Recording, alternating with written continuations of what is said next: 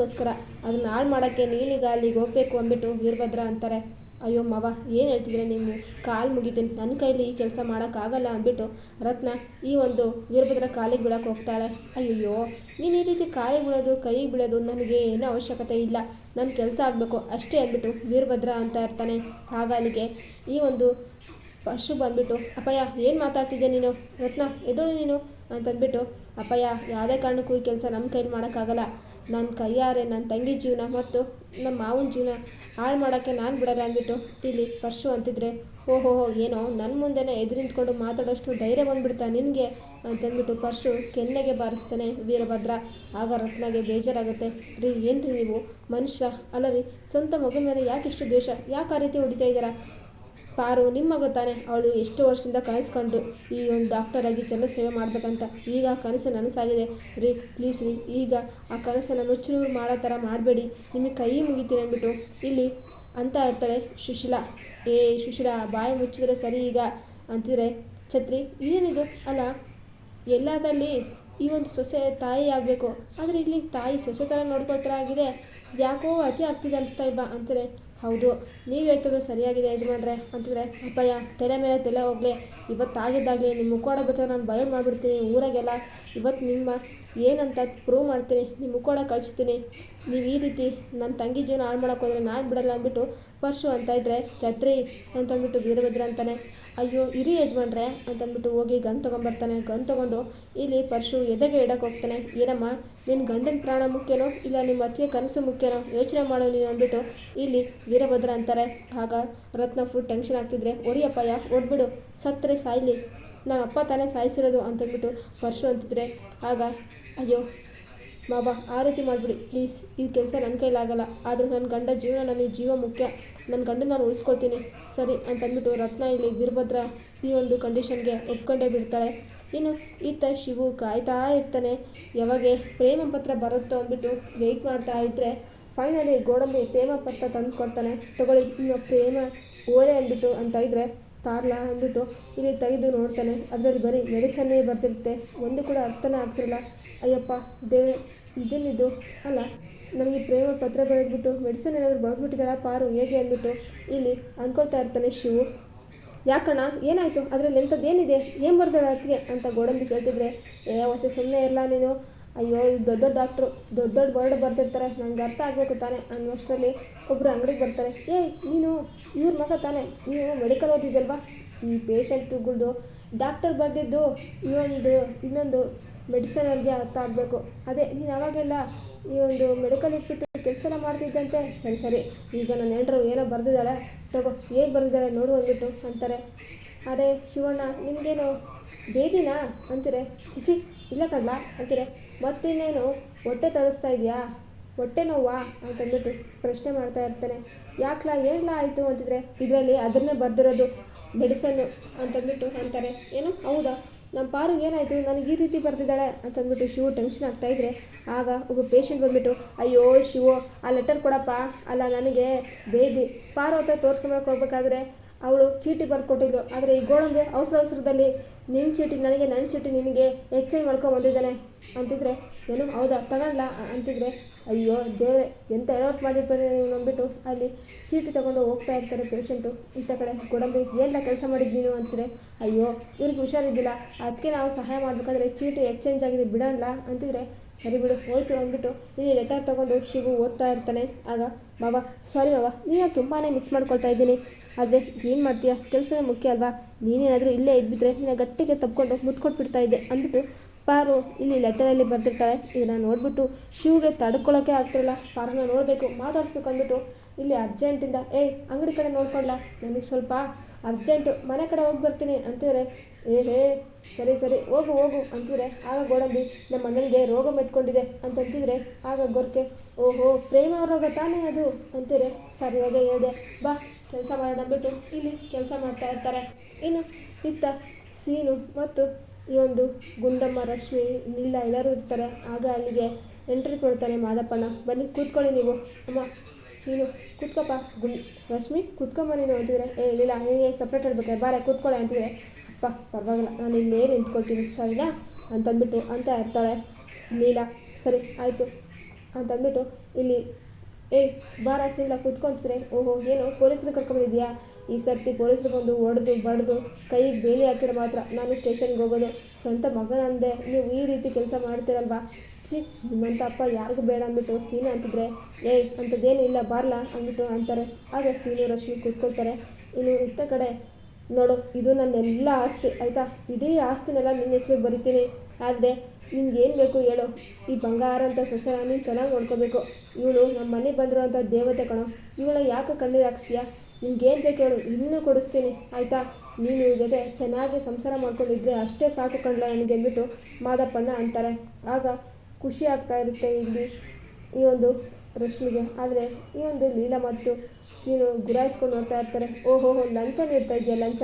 ನೀನು ಲಂಚ ಯಾವನಿಗೆ ಬೇಕು ಹೋಗಿ ನೀನು ಅಂದ್ಬಿಟ್ಟು ಅಂತ ಇದ್ದರೆ, ಯಾಕೆ ಈ ರೀತಿ ಆಡ್ತಾ ಇದೆಯಾ? ನಿನಗೇನೆಲ್ಲ ಬೇಕು ಅಂತಿದ್ರೆ, ಓಹೋ ಇಷ್ಟು ಪ್ರೀತಿಯಿಂದ ಕೇಳ್ತಾ ಇದೆಯಾ? ನನಗೇನು ಬೇಕಂತ ಹೇಳೇ ಬಿಡ್ತೀನಿ ತಗೋ, ಕೊಡೋಕ್ಕಾಗುತ್ತೆ ನಿನ್ನ ಕೈಲಿ ಅಂತಾರೆ.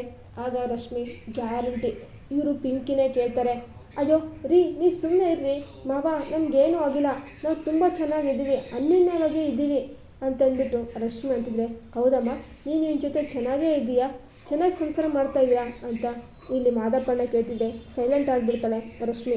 ಈ ಮೌನದಲ್ಲೇ ಎಲ್ಲ ಉತ್ತರ ಸಿಗ್ತಾ ಇದೆ ಅಮ್ಮ ನನಗೆ ಅಂತಿದ್ರೆ, ಹೇಳಿ ಸಿಮ್ಲಾ ಏನು ಬೇಕು ಕೇಳ ಅಂತಂದ್ಬಿಟ್ಟು ಇಲ್ಲಿ ಮಾದಪ್ಪಣ್ಣ ಅಂತಾರೆ. ನನಗೆ ಇವಳಿಂದ ಡೈವರ್ಸ್ ಬೇಕು, ಕೊಡ್ಸೋಕ್ಕಾಗುತ್ತಾ? ನನಗೆ ಈ ಮೂಟೆ ಜೊತೆ ಜೀವನ ಮಾಡೋಕ್ಕೆ ನಯ್ಯ ಪೈಸಾ ಇಂಟ್ರೆಸ್ಟ್ ಇಲ್ಲ. ಇವಳು ನೋಡ್ತಾ ಇದ್ದರೆ ನನಗೆ ಮೈಯೆಲ್ಲ ಉರಿಯುತ್ತೆ, ಇವಳು ಸಹವಾಸನೇ ಬೇಡ, ಮೊದಲು ಇವಳಿಂದ ನನಗೆ ಮುಕ್ತಿ ಬೇಕು, ಡೈವರ್ಸ್ ಕೊಡಿಸು ಅಂದ್ಬಿಟ್ಟು ಇಲ್ಲಿ ಬಾಯಿ ಬಿಟ್ಟೇ ಬಿಡ್ತಾನೆ ಈ ಒಂದು ಸೀನು. ಇದರಿಂದ ಲೀಲಾಗೆ ಖುಷಿ ಆಗ್ತಾ ಇದ್ದರೆ ರಶ್ಮಿ ಮಾದಪ್ಪನಿಗೆ ಶಾಕ್ ಆಗಿಬಿಡುತ್ತೆ. ಇನ್ನು ಇತ್ತ ಕಡೆ ಈ ಒಂದು ಪಾರನ್ನ ನೋಡ್ಬೇಕಂದ್ಬಿಟ್ಟು ಶಿವು ಮನೆಗೆ ಬರ್ತಾನೆ. ಫುಲ್ ಕಿವಿಗೆ ಬಿಟ್ಟಿರುತ್ತೆ. ಆಗ ಇಲ್ಲಿ ಬಂದು ಡೋರ್ ಹತ್ರ ನೋಡೋಕ್ಕಂತ ಬರ್ತಾ ಇರ್ತಾನೆ ಹೆಂಡ್ತಿನ. ಏಯ್ ಏನಪ್ಪ, ನಾವು ಬೆಳಗ್ಗೆಯಿಂದ ಬಂದು ಕ್ಯೂ ನಿಂತಿದ್ವಿ, ಹೋಗು ಹೋಗು ನೀನು ಹಿಂದೆಗಡೆ ಹೋಗು ಅಂದ್ಬಿಟ್ಟು ಫುಲ್ಲು ಹಿಂದಕ್ಕೆ ದಬ್ಬಿ ಬಿಡ್ತಾರೆ ಈ ಒಂದು ಶಿವನ. ನನ್ನ ಹೆಂಡ್ರ ಮುಖ ನನಗೆ ನೋಡೋಕ್ಕಾಗ್ತಾ ಇಲ್ಲ, ಇದೇನಪ್ಪ ಇದು ಕರ್ಮ ಅಂತಪ್ಪ ಈ ಶಿವ ಅಂದ್ಕೊಳ್ಬೇಕಾದ್ರೆ ಈ ಒಂದು ಪಾಪ ಶಾರದಾ ಸುಸ್ತಾಗಿದೆ ತನ್ನ ಸೊಸೆಗೆ ಅಂದ್ಬಿಟ್ಟು ಕಾಫಿ ತೊಗೊಂಡು ಕೊಡ್ತಾಳೆ. ಅತ್ತೆ ನೀವು ತರಕ್ಕೆ ಹೋಗ್ರಿ ಅಂತೀರೆ.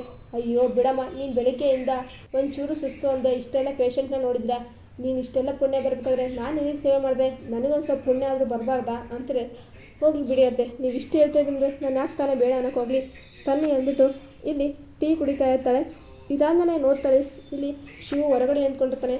ಅದು ನೋಡಿಬಿಟ್ಟು ಓಹೋ ಇಲ್ಲಿದೆಯಾ, ಸರಿ ಬಾ ನಿನಗೆ ನಿನ್ನ ಹೆಂಡ್ರನ್ನ ಭೇಟಿ ಮಾಡಿಸ್ತೀನಿ ಅಂತಿದ್ರೆ, ಏನೂ ಬೇಕಾಗಿಲ್ಲ ಅಂತಿದ್ರೆ, ಅಯ್ಯೋ ನೀನು ಹೆಂಡ್ರನ್ನ ಇವತ್ತು ರಾತ್ರಿ ಆದರೂ ಭೇಟಿ ಮಾಡೋಕ್ಕಾಗಲ್ಲ ನಿನಗೆ, ಬಾ ನೀನು ಒಸಿ ಅಂತಂದ್ಬಿಟ್ಟು ಇಲ್ಲಿ ಕೈ ಹಿಡ್ಕೊಂಡು ಬರ್ತಾಳೆ.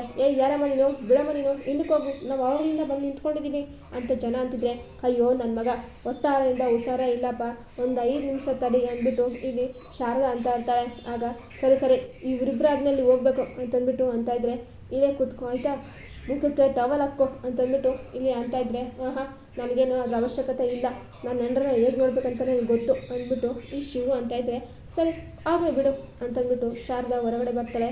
ಆಗ ಇಲ್ಲಿ ಶಿವನೇ ನೋಡ್ತಾ ಇರ್ತಾಳೆ. ಶಿವು ಕೂಡ ಶಾರದನೇ ನೋಡ್ತಾ ಮುಖಕ್ಕೆ ಟವಲ್ ಸುತ್ಕೊಂಡು ಬಿಡ್ತಾನೆ. ಶಾರದಾ ಹೇಳ್ತಾನೆ. ಶಾರದಾಗೆ ನಗು ಬರ್ತಾ ಇರುತ್ತೆ. ಇನ್ನು ಇತ್ತ ರತ್ನ ಮತ್ತು ಪರಶು ಇಲ್ಲಿ ವೀರಭದ್ರ ಇರೋ ಪ್ಲಾನ್ನ ಸಕ್ಸಸ್ ಮಾಡಬೇಕಂತ ಈ ಒಂದು ಪಾರನ್ನ ನೋಡೋಕ್ಕೆ ಮನೆಗೆ ಬರ್ತಾ ಇರ್ತಾರೆ. ಫೈನಲಿ ಶಿವು ಅಂತೂ ಇತ್ತು ಪಾರನ್ನ ನೋಡ್ತಾನೆ. ಏನಪ್ಪ ನಿಮಗೆ ಏನಾಗಿದೆ ಪ್ರಾಬ್ಲಮ್ಮು ಅಂದ್ಬಿಟ್ಟು ಪಾರು ಕೇಳ್ತಾ ಇದ್ರೆ, ಅಯ್ಯೋ ನನ್ನ ಮನಸ್ಸು ಯಾಕೋ ಒತ್ತಾರೆಯಿಂದ ಕೆಲಸನೇ ಮಾಡ್ತಾ ಇಲ್ಲ ಮೇಡಮ್ ಅವರೇ ಅಂದ್ಬಿಟ್ಟು ಶಿವು ಅಂತ ಇದ್ರೆ, ಏನು ಈ ಧ್ವನಿ ಎಲ್ಲೋ ಕೇಳಿದ್ರೆ ಆಗಿದೆ ಅಲ್ವ ಅಂದ್ಬಿಟ್ಟು ಇಲ್ಲಿ ಪಾರು ಅಂತ ಇದ್ರೆ, ಅಯ್ಯೋ ಪಾರು ನಾನು ಕಣೋ ನಿನ್ನ ಗಂಡ ನಿಮ್ಮ ಮಾವ ಅಂತಿದೆ. ಓಹ್ ಮಾವ ನೀವಾ ಅಂತೇಳಿ, ಹೌದು ನೀನು ನೋಡೋಕ್ಕಂತ ಬಂದಿದ್ದೀನಿ, ಆದರೆ ಇಷ್ಟು ಜನ ಪೇಷಂಟ್ ಇದ್ದಾರೆ, ಪಾಪ ನನ್ನ ಹೆಂಡ್ರು ಎಲ್ಲರೂ ನೋಡಿ ಸುಸ್ತಾಗೋದ್ಲು ಏನೋ ಅಂತಾರೆ. ಹಾಗೇನೂ ಇಲ್ಲ ಮಾವ, ಇದು ನಮ್ಮ ಕೆಲಸನೇ ಅಲ್ವಾ, ನಮಗೇನು ಬೇಸರ ಬರಲ್ಲ ಅಂದ್ಬಿಟ್ಟು ಇಲ್ಲಿ ಅಂತ ಇರ್ತಾರೆ ಪಾರು.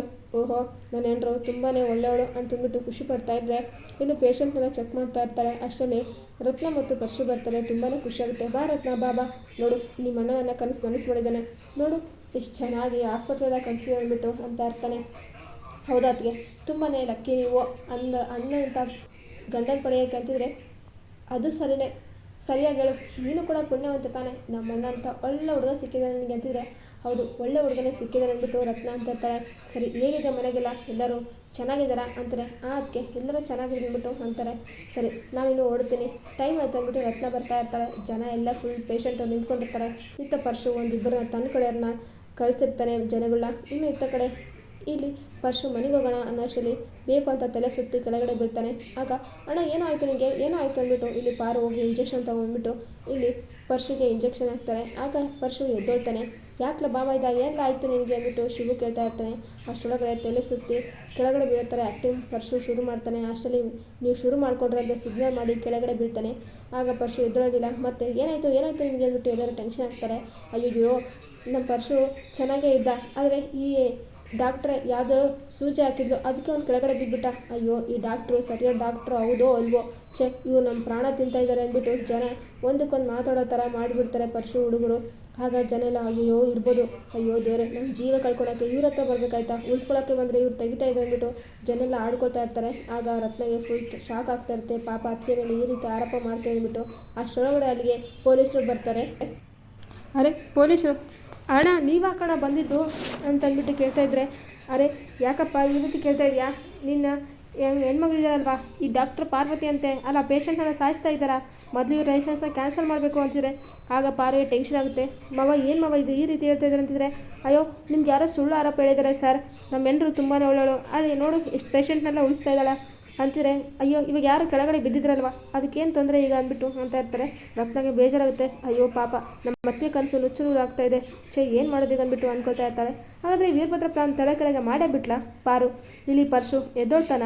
ಇಲ್ಲಿ ಪಾರು ಮುಂದಿನ ದಾರಿಯಾದರೂ ಏನು, ಈ ಒಂದು ದೊಡ್ಡ ಕಲ್ಲು ಹಾಕಿರುವಂಥ ವೀರಭದ್ರಗೆ ತಕ್ಕ ಪಾಠ ಕಲಿಸ್ತಾಳ, ಈ ಒಂದು ತನ್ನ ಕನಸನ್ನು ನನಸು ಮಾಡ್ಕೊಳ್ತಾಳ, ವೀರಭದ್ರಗೆ ಸರಿಯಾಗಿ ಚಳ್ಳೆ ಹಣ್ಣು ತಿನ್ನಿಸ್ತಾಳ ಪಾರು. ಶಿವು ತನ್ನ ಪಾರನ್ನ ಕಾಪಾಡ್ಕೊಳ್ತಾನಂತ ನೋಡೋಣ. ಇನ್ನು ಇಲ್ಲಿ ರಶ್ಮಿಗೆ ನಿನ್ನ ಗಂಡನ ಜವಾಬ್ದಾರಿ ನಿಂದೆ, ಮಚ್ಚ ತಗೋ ಏನಾದರೂ ಮಾಡ್ಕೋ, ಆದರೆ ಅವ್ನು ನಿನ್ನ ಜೊತೆ ಜೀವನ ಮಾಡಬೇಕು, ಇಡೀ ಆಸ್ತಿ ನಿನ್ನ ಹೆಸರಿಗೆ ಬರ್ದಿದೆ ಅಂದ್ಬಿಟ್ಟು ಅಂತ ಇದ್ದಾನೆ. ಹಾಗಾದರೆ ಈಗ ಸೀನು ಕತೆ ಏನು? ಪಿಂಕಿ ಸೀನು ಆಸ್ತಿಗೋಸ್ಕರ ಸೀನು ಹಿಂದೆ ಬಂದಿದ್ದಾಳೆ. ಈಗ ಸೀನುಗೆ ಆಸ್ತಿನೇ ಇಲ್ಲ ಅಂತ ಗೊತ್ತಾದರೆ ಸೀನಿನ ಕೈ ಬಿಡ್ತಾಳ ಸೀನು ರಶ್ಮಿ ಈಗಾದರೂ ಒಂದಾಗ್ತಾರ ಅಂತ ನೋಡೋಣ. ಈ ವಿಡಿಯೋ ನಿಮಗೆ ಇಷ್ಟ ಆದರೆ ಪ್ಲೀಸ್ ಲೈಕ್ ಮಾಡಿ, ಶೇರ್ ಮಾಡಿ, ಕಮೆಂಟ್ ಮಾಡಿ. Thank you for watching.